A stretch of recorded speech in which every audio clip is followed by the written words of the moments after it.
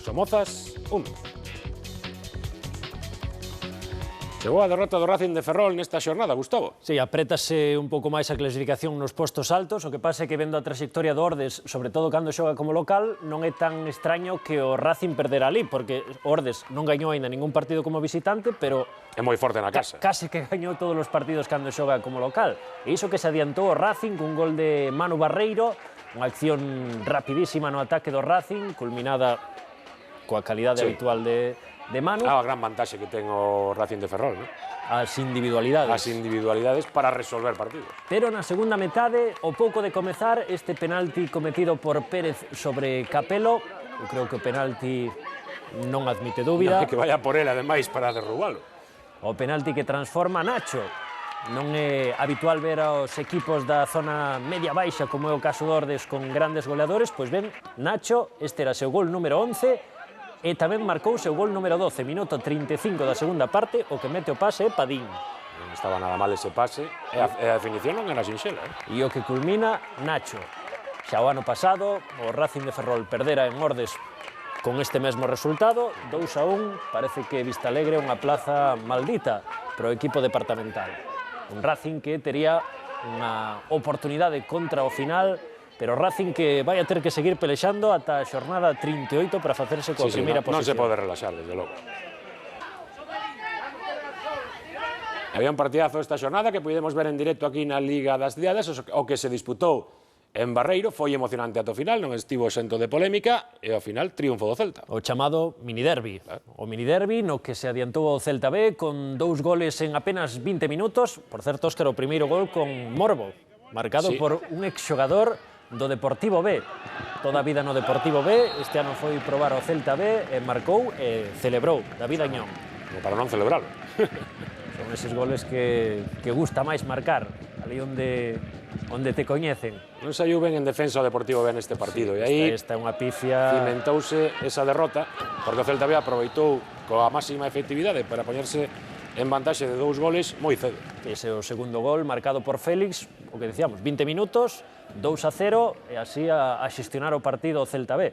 Que pasa é que o Deportivo B recurtou diferenzas cunha, non sei se chamarlle xenialidade, un arranque de xenio aí de Insua, dende a súa posición de central. Beckenbauer, Insua, prácticamente. Unha parede, e chegou á área contraria, e conseguiu marcar o 2-1. Deixaba moi abertos os últimos 25 minutos, e no tempo engadido, co porteiro Marc Martínez en ataque, aconteceu isto. O balón chegalle a Sidi, consegue marcar o gol do empate, o árbitro anulou por fora de xogo, unha posición... Ten truco esta xogada, moi dubidosa. Hai un defensa do Celta B na parte inferior da imaxe que veremos agora.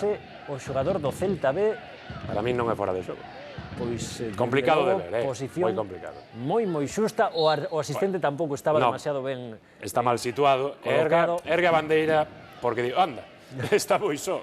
Ao final, o xogador máis ledo era David Añón. Ocasións foron escasas, pero bueno, eu penso que nós, sobre todo, aproveitamos as que tivemos e bueno, conseguimos ir ao descanso cun 2-0 que, bueno, que ao final pois é un reto importante. Despois eles na segunda parte apretaron un pouco e nós quizá pasamos un apuros que eran innecesarios, pero bueno, a verdade é que ao final conseguimos os 3 puntos que era importante.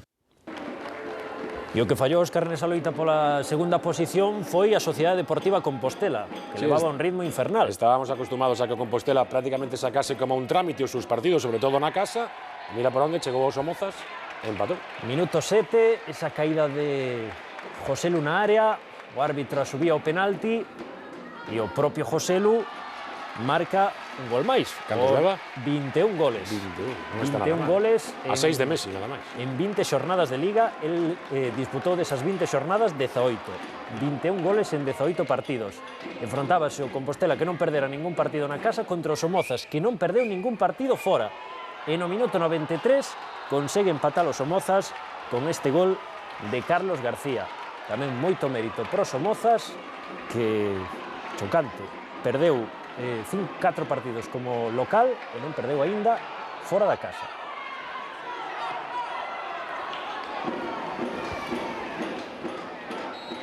E o que non se rende para intentar achegarse a esos postos de promoción de ascenso é un Pontevedra que hoxe sí que é certo que se adiantou cun penalti surrealista, cando menos. Con polémica.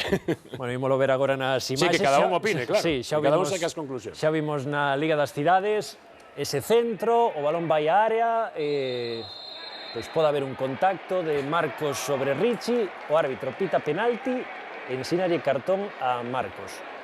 Non sei. A verdade é que para pitar ese penalti... É que Richie nin protesta, ninguén sabe moi ben o que pitou, bueno, supoñemos que sería ese empurrón, porque lle saca cartón amarelo a Marcos. Despois iso sí vai a transformación. O certo é que marcou Santi Domínguez, transformou o penalti, as protestas no banco do Rápido, o árbitro que tamén expulsa o seu adestrador, Juan Carlos Andrés, que despois escoitaremos. Digamos que tiña desavenencias coa actuación arbitral, non? Non estaba nada contento. Era un partido entre dous equipos que estaban moi preto na clasificación, na zona alta. Fallou esa ocasión o Rápido e na segunda metade sentenciou o Pontevedra con ese remate cruzado de Richie. Pontevedra gañou 2-0 e o Pontevedra que ten un partido aprazado que disputa este mércores. Ante o Vilalonga, hai que lembrar, polo choiva que caera sobre Pasarón hai 3-4 semanas. E pode poñerse a un punto do Deporbe, pero o máis amolado no partido era o adestrador do Rápido. ¿Tú crees que es penalti?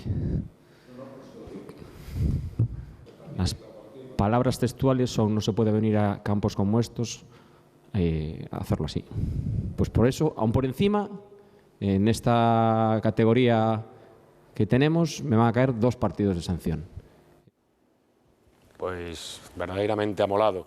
O adestrador do Rápido, a verdade é que a acción do penalti é cando menos curiosa. Sí, polémica. Seguimos con máis partidos, Gus. Sí, coa vitoria do Negreira diante do Racing Vilalbés, 1-0, imos ver o solitario gol que marcou Diego Otero contra o final da primeira metade. Diego, lembrarás, Óscar, que a semana pasada facía os 2 goles na remontada do Negreira diante do Cerceda. Está en racha. Marcou por segunda semana consecutiva este gol de cabeza. O que está en mal momento é o Racing Vilalbés. Unha vitoria nas 11 últimas xornadas. Comezou moi ben a temporada. Comezara moi ben, aí na zona alta, pero vai indo cara abaixo o equipo lucense. Houve oportunidades para os dous equipos para que o marcador se movese, ao final quedou ese 1-0, e onde se houve goles e moitos foi en Río Seco, no partido que enfrontou o Narón e o Alondras. O Narón abriu a segunda volta con cambio no banco. Luis Santiago recolleu o equipo tras a marcha de Germán Amil e de varios xogadores. A mí me gustan os retos, me gustan as cousas importantes, tamén unha maneira de entrar en terceira división outra vez, na roda, desde logo porque creo que se pode salvar o Narón, non? Se non tampouco viría. Tivo que convocar 4 xuvenís para recibir a un Alondras que comezou o partido mellor plantado no campo e cun penalti a favor no minuto 26. Leiro marcou así o 0-1. En unha acción de ataque, o equipo de Cangas acababa o segundo tras un centro de Pablo Martínez ben rematado por Carlos Campo. O marcador mantívose así ata o descanso, malia que o Narón dispuxo dun penalti a favor, pero Marcos Suárez axustou tanto o poste que pegou nel. Si recortaron distancias os locais na segunda parte con agasallo visitante, o gol en propia porta do capitán Toni Benavides. E aínda así o Alondras volvería a marcar nunha xogada longa na que a intriga non se resolveu ata o remate final de, outra vez, Carlos Campo. Co 1-3 no minuto 61 o partido semellaba costa arriba para o Narón, pero foi precisamente un xuvenil, Santi, quen renovou a esperanza. Atento ao rexeite do seu propio disparo, marcou de cabeza o 2-3. E o premio final á perseveranza local foi o definitivo empate a 3 que acadou Cholo no minuto 75.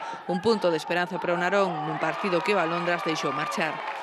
Tuvimos la suerte de meter el 1-3 y encargar el partido, pero bueno, nos dormimos, nos metieron 2 goles ahí en 2 contras y nos vamos con malas sensaciones, que de un partido que deberíamos ganar, que tuvimos encarrilado y que nos empataron al final. Buscamos unha serie de solucións desde o banquillo, cando o partido estaba costa arriba, o viramos buscando un poquinho máis de un partido de ida e volta, con oportunidades, e ainda así, a min, personalmente, que me sabe pouco o empate, non?